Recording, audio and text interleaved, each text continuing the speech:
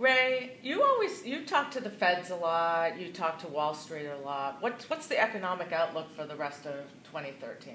Yeah, it's looking positive overall. I mean, if we look at the U.S. specifically, right, we're seeing all the fundamentals look good. We're seeing discretionary income increase. We're seeing the housing market increase, and overall consumer confidence starting to increase. So we're seeing some positive sign out. From a macro perspective, there's some challenges. We're seeing parts of Asia, we're seeing some parts of the European market that's a little bit imploding. But the one thing we see overall is, when we look at from an economic landscape, is that usually the U.S. and the stock market is an indicator for the rest of the world.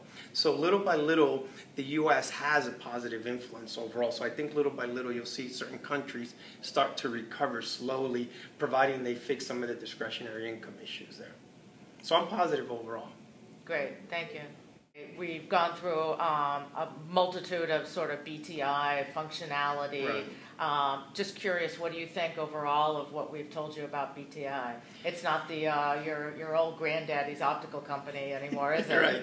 Yeah. No, as you know, you were my optical analyst, right? From that point of view. So normally I would say ask Eve from that case. But being a router guy, there's a lot of emergence that's going on in consolidation between the two from that particular part. So I think you're addressing some of the needs. So when we look at what the pure platforms and pure requirements are for optical, it's table stakes for a lot of that, whether it's capacity or simplification on the network, right? But I think the part that I kind of like about what BTI is doing is they're moving up what I call moving up the stack. And this whole idea of having this kind of API capability, and I don't want to overuse the term API, it's really to tie some of these potential newer applications, so these over-the-top guys or the tier ones could literally be innovative enough, and the API is really simplified to allow you to either do service velocity or new service creation, as opposed to just being a pure optical play. Capacity, scalability, simplification, you're just selling at the technology layer. By doing this, you're able to move from the technology layer to the service domain layer, which very few optical companies are doing out there. Great, thank you.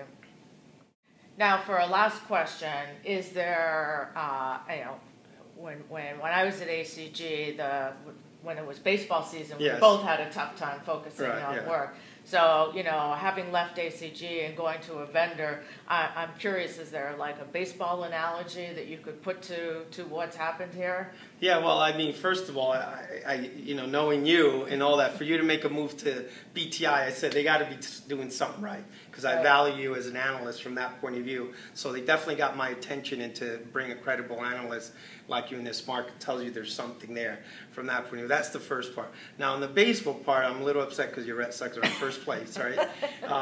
They beat my Yankees from that point of view. But, what I always say is always what matters is the end of the season. I know.